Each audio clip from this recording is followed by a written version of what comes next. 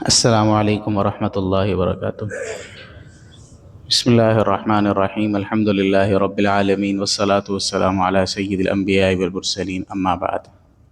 قال اللہ تبارک و تعالی فی کتابہ المجید، اعوذ باللہ من الشیطان الرجیم، بسم اللہ الرحمن الرحیم۔ وَإِذْ بَوَّأْنَا لِإِبْرَاهِيمَ مَكَانَ الْبَيْتِ أَلَّا تُشْرِكْ بِي شَيْئًا وَطَهِّرْ بَيْتِيَ لِلطَّائِفِينَ وَالْعَاكِفِينَ وَرُكَّعِ السُّجُودِ۔ ورد عن النبی صلی اللہ علیہ وسلم المعتکف یعکف الذنوب، ورد عنہ انہ کان یعتکف العشر الاواخر من رمضان، او کما قال علیہ الصلاۃ والسلام۔ صدق اللہ العظیم وصدق رسولہ النبی الکریم، ونحن علی ذلک لمن الشاہدین والشاکرین والحمد للہ رب العالمین۔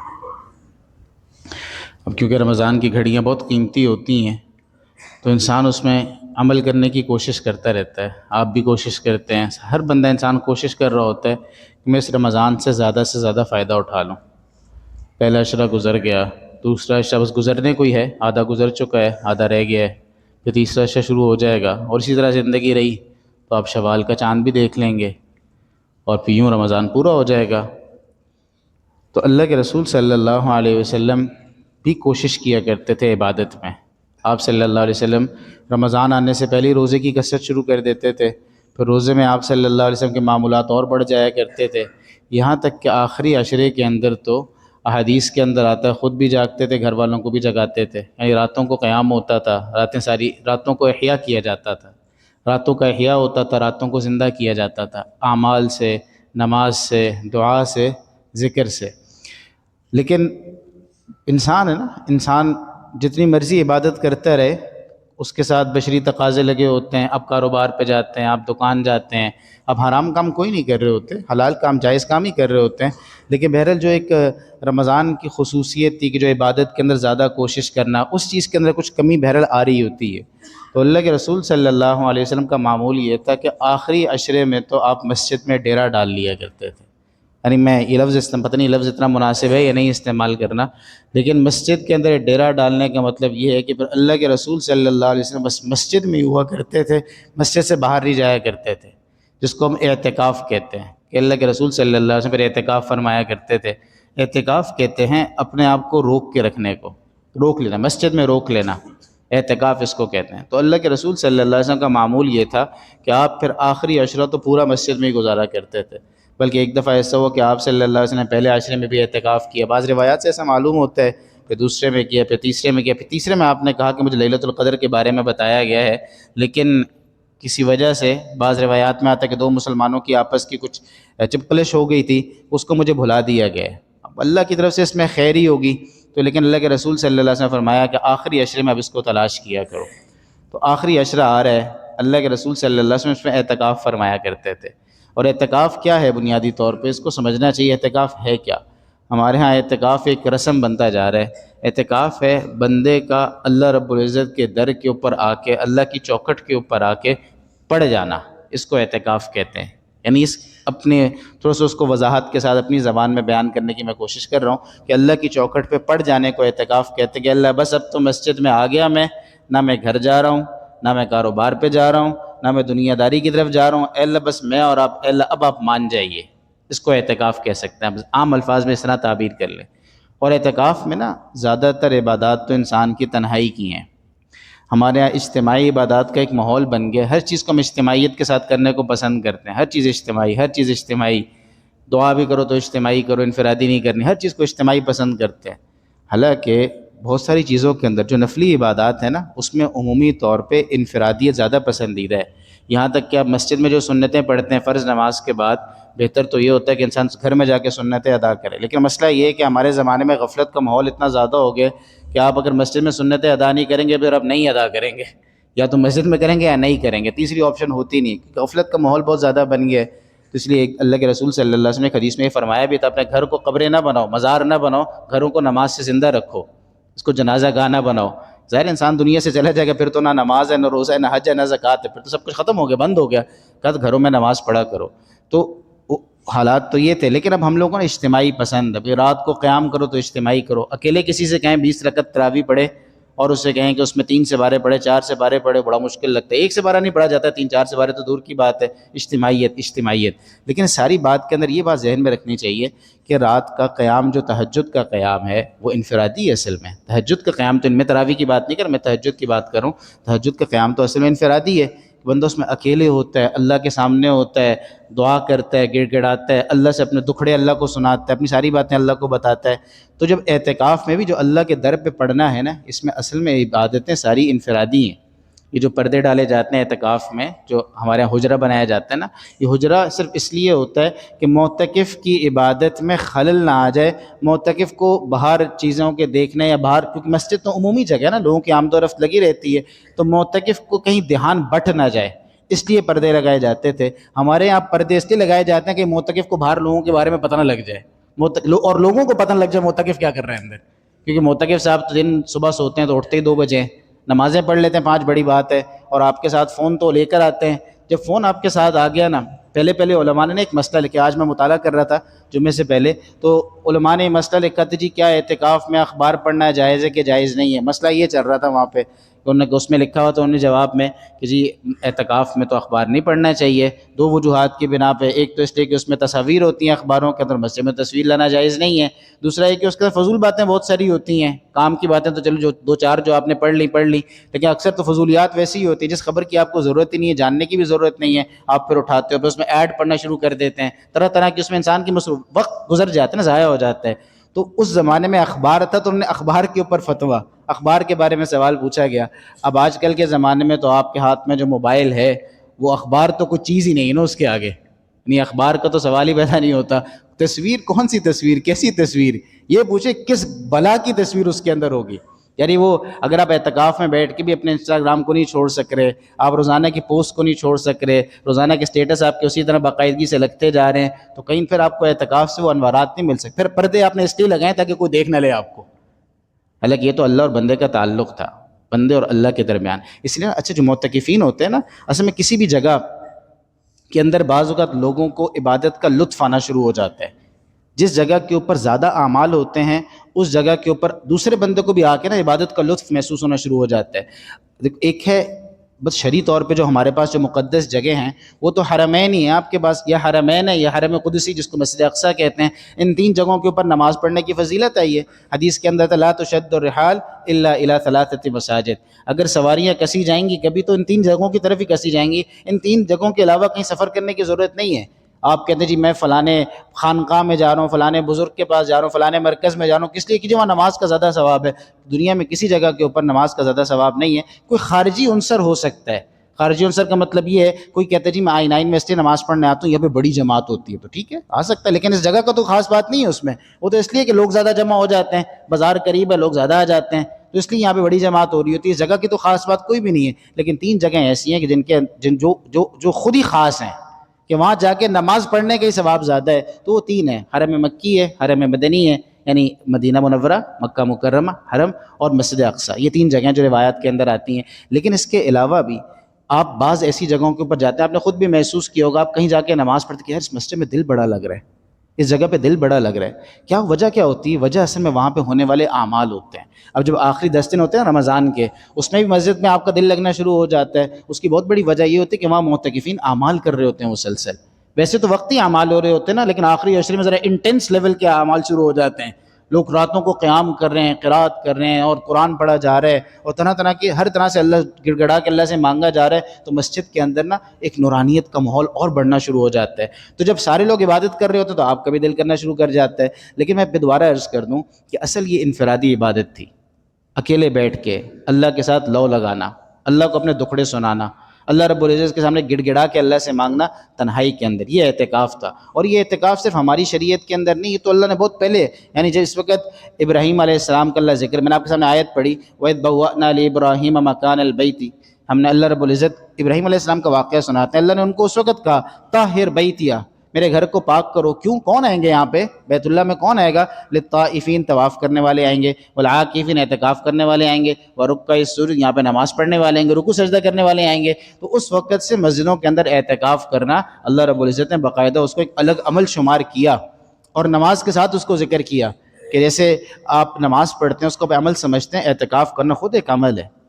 خود ایک عمل ہے اعتکاف کرنا. تو آخری عشرے کے اندر اللہ کے رسول صلی اللہ علیہ وسلم اعتکاف فرمایا کرتے تھے، آپ کا معمول تھا یہ. آپ ہر رمضان اعتکاف کرتے تھے، بلکہ ایک رمضان کسی وجہ سے اللہ کے رسول صلی اللہ علیہ وسلم اعتکاف نہیں کر سکے تو آخری سال آپ نے 20 دن اعتکاف کیا. پھر اس لیے مسجد کے اندر، کسی محلے کی مسجد کے اندر، جو محلہ اس کی مسجد ہے، وہاں پہ اعتکاف کرنا سنت علی الکفایہ ہے. یعنی اگر محلے میں سے ایک بندہ بھی بیٹھ جاتا نا وہاں پہ اعتکاف، تو سنت کا جو کی جو ادائیگی ہے وہ سارے محلے کی طرف سے ہو جائے گی. لیکن اگر ایک بھی بندہ اعتکاف نہیں بیٹھا پورے محلے میں سے، تو پھر تو سنت کے تارک سارے کے سارے لوگ تارک سنت شمار ہوں گے، سارے کے سارے لوگ اس کے مجرم شمار ہوں گے. ویسے حکم تو اس کا سنت علی الکفایہ ہے، لیکن اس کو غنیمت سمجھنا چاہیے کہ آپ ہیں، مسجد ہے، اللہ ہیں، اور بس اور کوئی نہیں ہے. یہ صورت ہے. تو کوشش کریں جب اعتکاف میں اگر بیٹھیں تو موبائل چھوڑ کے بیٹھیں. کوشش کر لیں، مشکل کام ہے، میں خود نہیں کر پاتا. اپنے بارے میں آپ کو بتاؤں تو میرے لیے خود سوچ کے ہال اٹھنا شروع ہو جاتے ہیں، موبائل کے بغیر تو زندگی ختم ہو جاتی ہے. تو لیکن کوشش کرنی چاہیے کہ بندہ اور اللہ ہو، کوئی فالتو چیز ذہن میں ہی نہ آئے. بس جو معمول چل رہا ہے، بھائی گھر سے چیز آ جائے گی، گھر چیز چلی جائے گی، کھانا پینا ہی ہے نا، اور تو کچھ بھی نہیں کرنا، باقی ساری ضروریات تو پوری ہو رہی ہوتی ہیں. تو بس اپنے آپ کو بس اللہ کے ساتھ جوڑنے کی عادت ڈالیں. میں کبھی کبھی یہ سوچتا تھا کہ پہلے کے لوگ جو تھے، پہلے والے لوگ، یہ راتوں کو پوری پوری رات قیام کیسے کر لیا کرتے تھے، کیسے اللہ کے سامنے کھڑے ہو جاتے تھے. کبھی کبھی نا پڑھ پڑھ کے سن کے انسان کو لگتا تھا شاید پتہ نہیں سچ بھی ہے کہ نہیں ہے. یعنی آپ سنتے نہیں ساری رات قیام. ایک صحابی کے بارے میں سن کے ابھی تک یعنی یقین نہیں آتا، پتہ نہیں نام ان کا مجھے بھول گیا، غالباً ابو ریحانہ رضی اللہ عنہ تھے، یہ کیا نام تھا مجھے نام ان کا یاد نہیں ہے. وہ آئے اور دلہن بستر پہ انتظار کری تھی، سفر سے واپس آئے تھے. جب سفر سے واپس پہنچے تو اس نے کہا اچھا سر میں نماز پڑھ لوں پھر میں آتا ہوں. تو نماز شروع کی تو فجر تک نماز ہی چلتی رہی. تو بیگم نے شکایت کی کہ ہمارا کوئی حصہ نہیں کیا رات میں کیا؟ کہا کہ مجھے پتہ ہی نہیں چلا، میں نماز شروع کی تو ایسی جنت کے مناظر سامنے شروع ہوئے کہ مجھے کچھ یاد ہی نہیں رہا. پھر تو میں سوچتا یار یہ اس طرح کے واقعات جب ہم سنتے ہیں پتہ نہیں سچ بھی ہیں یا نہیں ہے، اس طرح کے شبہ آنا شروع ہو جاتے تھے. لیکن اب حقیقت یہ ہے کہ اب حال میں آپ دیکھتے ہیں، کبھی کبھی دوستوں کی مجلس لگتی ہے نا، بیٹھتے ہیں اور گپ شپ لگانا شروع کرتے ہیں تو یوں رات گزرتی ہے، پتہ بھی نہیں چلتا آپ کو رات گزر گئی. اور یہ تو چھوڑیں چلیں، یہ تو کبھی کبھی ہوتا ہے دوستوں کی مجلس، جب آپ اسکرولنگ شروع کرتے ہیں اسکرین کے اوپر، آپ اسکرول کرتے ہیں، آپ کرتے ہیں، آپ کہتے ہیں میں بس شارٹس دیکھ رہا ہوں، اور شارٹس دیکھنا شروع کرتے ہیں. پھر آپ کہتے ہیں میں بس ریلس دیکھ رہا ہوں، آپ ریلس دیکھنا شروع کرتے ہیں، اور کرتے کرتے کرتے دیکھتے یار یہ تو صبح فجر کا ٹائم ہونے ہوتا ہے، سحری کا ٹائم تو ہو گیا. تو اس طرح جیسے وہ ایک تعلق بنتا ہے نا، یہ تعلق اللہ کے ساتھ بن جائے. ہمیں اللہ کے ساتھ بیٹھنے کی عادت ہی نہیں پڑی، مجھے بھی نہیں پڑی، اللہ مجھے بھی توفیق دے، آپ کو بھی توفیق دے. یعنی ہمیں اللہ کے ساتھ بیٹھنے کی عادت نہیں پڑی، اللہ کے ساتھ گفتگو کی عادت نہیں پڑی. اصل میں ہم قرآن کریم کو نا، ایک بڑا مسئلہ یہ بھی ہے، ہم قرآن کریم کو سمجھتے نہیں ہیں بالکل بھی. میں یہ نہیں کہہ رہا کہ آپ قرآن کریم کو پوری تفصیل کے ساتھ سمجھنا شروع کر دیں، لیکن قرآن کریم کی بنیادی چیزیں سمجھ میں آنی چاہیے. بنیادی عربی اتنی سمجھ میں آنی چاہیے کہ آپ کو آیت کے اندر جو اس کا کرکس ہوتا ہے نا، جو اس کا مغز ہوتا ہے، کم از کم وہ آپ کو سمجھ میں آنا شروع ہو جائے. جب آپ پڑھیں نا، ایک دفعہ نا ہم ایک جگہ کورس کرنے کے لیے گئے عربی پڑھانے کے حوالے سے، تو انہوں نے نا ہمارے سامنے جملہ لکھا پاکستان ون دا میچ.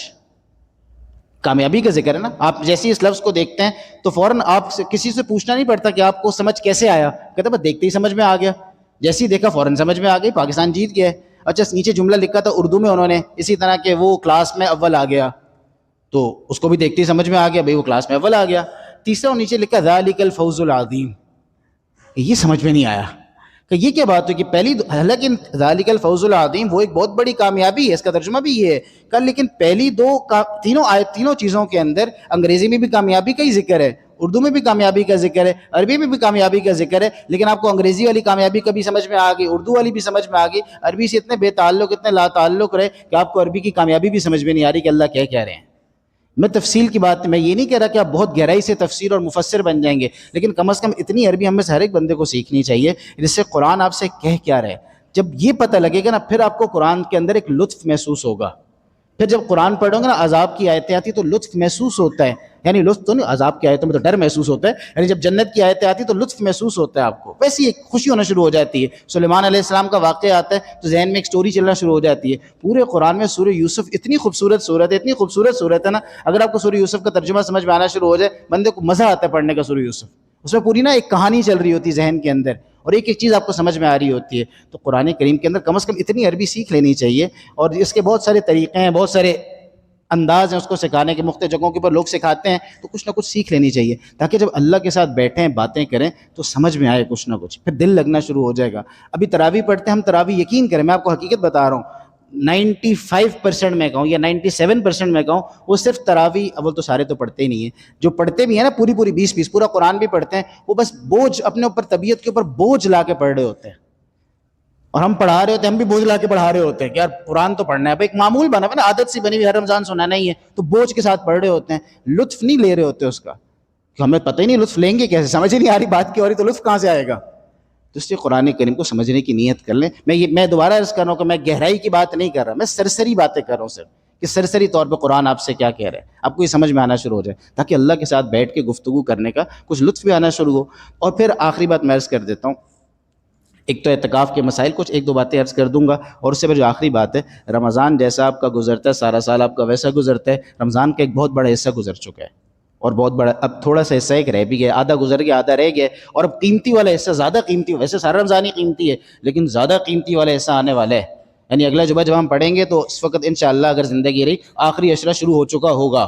تو بڑے قیمتی زمانہ آنے والا ہے، جیسا رمضان گزرتا ہے سارا سال ویسا گزرتا ہے، رمضان اگر بندگی کے ساتھ گزرے گا، بندگی کی حقیقت کے ساتھ گزرے گا، سارا سال اس حقیقت کے ساتھ گزرے گا، رمضان اگر سوتے سلاتے گزر گیا تو پھر سارا سال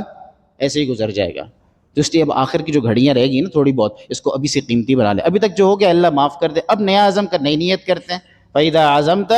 فَتَوَكَّلْ عَلَى اللَّهِ، میں نے پچھلے وائرس کیا تھا نا، نیت کر لیں پھر اللہ پہ توکل کریں، اللہ رب العزت لے کے چلائیں گے آگے، اللہ آگے لے کے جائیں گے، تو اس کی نیت کرتے ہیں سارے انشاءاللہ، کہ اب جو رمضان رہ گیا نا اس کو ایسے گزارنا ہے کہ سارا سال پھر ہم دیکھ سکیں اللہ ایسا سارا سال گزرنا چاہیے۔ بس رمضان کے آخری عشاء اعتکاف ہے، اعتکاف میں نے اس کے مسجد میں رکنا، میں بس دو چار باتوں میں خلاصہ سے عرض کر دیتا ہوں، باقی تفصیلی مسائل تو آپ علماء سے پوچھتے ہی رہتے ہوں گے، تو پوچھ لیجیے گا، خاص طور پر جنہوں نے اعتکاف بیٹھنا ہے۔ اعتکاف میں داخلے کا وقت کیا، جب 20واں روزہ شروع ہو جائے گا نا، 20واں روزہ، ٹھیک، یعنی اس رات کو 21ویں تراویح ہوگی، تو آپ نے اس دن مغرب سے پہلے مسجد کے اندر آ جانا ہے، اور خلاصہ کیا ہے، اس کے بعد مسجد سے نہیں نکلنا، ٹھیک، نہیں نکلنا مسجد سے، صرف کیوں نکلنا ہے، یا تو کوئی بشری حاجت ہے، وہ بشری حاجت دو ہی ہیں ہمارے پاس، یا تو غسل کی حاجت ہو سکتی ہے، انسان ہے نا، غسل کی حاجت ہو سکتی ہے تو نکلے گا باہر غسل کرنے کے لیے، یا اس کو یعنی کوئی ظاہر انسان کو بول براز کے لیے، فراغت کے لیے، قضاء حاجت کے لیے جانا پڑتا ہے، اس کے لیے باہر جائے گا، اس کے علاوہ بس باہر نہیں جائے گا، ختم۔ وضو ٹوٹ گیا، وضو کرنے کے لیے جانا ہے، وضو کرنے کے لیے جا سکتا ہے، نفلی وضو بھی نہ کرنے کے لیے باہر نکلے، باقی اور کوئی گنجائش نہیں ہے۔ جو اعتکاف والے حضرات ہیں نا، میں ان سے ایک درخواست ہی کر لیتا ہوں، آپ جب مسجد میں اعتکاف بیٹھتے ہیں نا، اپنے ساتھ ایک چھوٹی سی بالٹی رکھ لیا کریں، چھوٹی سی بالٹی ایک رکھ لیا کریں، 2 بالٹیاں رکھ لیں یا کچھ رکھ لیں، اور اس تاکہ آپ کو کبھی کبھی نا ہلکا پھلکا ہاتھ دھونے کی ضرورت پڑ جاتی ہے، کبھی کھانے کے بعد ہاتھ میں چکناہٹ آ جاتی ہے، تو اسی بالٹی میں ہلکا سا دھو کے وہیں رکھ لیں، جب آپ وضو کے لیے جائیں گے جا کے پانی پھینک کے صاف کر کے واپس آ جائیں، کیونکہ ان چھوٹی چھوٹی چیزوں کے لیے، جس کو آپ کہتے ہیں نا کہ بلغم سا آ رہا ہے، یا آپ کہتے ہیں بس ہاتھ دھونے کے لیے جی مجھے تسلی نہیں ہو رہی ہے، تو ان چیزوں کے لیے مسجد سے نکلنا تو جائز نہیں، اور وضو خانہ مسجد کا حصہ نہیں ہوتا، نہ بیت الخلاء مسجد کا حصہ ہوتا ہے، تو بس یہ طے کر لیں کہ اس کے بعد میں نے نکلنا نہیں ہے، ضرورت پڑے گی، قضاء حاجت کی ضرورت ہے یا کوئی بشری ضرورت ہے پھر تو نکلوں گا، ورنہ میں مسجد سے باہر نہیں جاؤں گا، بس اعتکاف اس کو کہتے ہیں۔ شرائط یہ ہیں اس کی، دن میں روزہ رکھنا ضروری ہے، بغیر روزے کے اعتکاف نہیں ہوتا، بغیر روزے کے اعتکاف نہیں ہو سکتا، اور خدا نہ خواستہ کسی وجہ سے اگر اعتکاف فاسد ہو جاتا ہے، یعنی کسی مجبوری میں نکلنا پڑ گیا باہر، کوئی گھر میں ایسی کوئی حاجت ہوگی کہ آپ کو لگا کہ یار میرے نکلے بغیر کوئی بیماری ایسی آ گئی، خدا نہ خواستہ گھر میں کوئی آفت آ گئی، کچھ بھی ہو سکتا ہے نا، آپ کو نکلنا پڑ گیا تو اعتکاف ٹوٹ جائے گا، اس پہ گناہ نہیں ملے گا آپ کو، اعتکاف آپ کا ٹوٹ جائے گا، بعد میں اس کے 1 دن کی قضا آپ کو کرنی پڑے گی، روزہ رکھیں گے، رات کے رات مسجد میں رہیں گے، آپ کے 1 دن کا اعتکاف کی قضا ہو جائے گی، تو آپ کی قضا مکمل ہو جائے گی اس سے۔ تو اللہ رب العزت جو معتکفین حضرات ہیں جو نیت کر رہے ہیں آپ صلی اللہ علیہ وسلم کی سنت کو حقیقی روح کے ساتھ اللہ ان کو زندہ کرنے کی، پورا کرنے کی توفیق عطا فرمائے، اور اللہ رب ہمیں بھی اس بھلائی کی توفیق عطا فرمائے۔ وآخر دعوانا الحمدللہ رب العالمین۔